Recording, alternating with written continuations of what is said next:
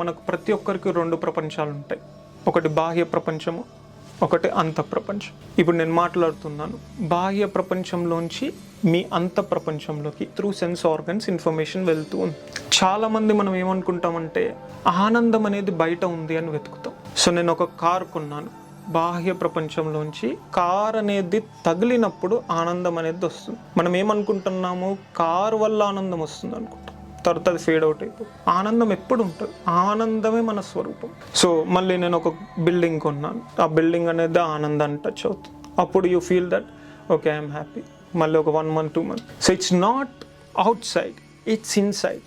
The moment you realise this, అంటే ఈ ఆనందం అనేది ఇక్కడే ఉంది.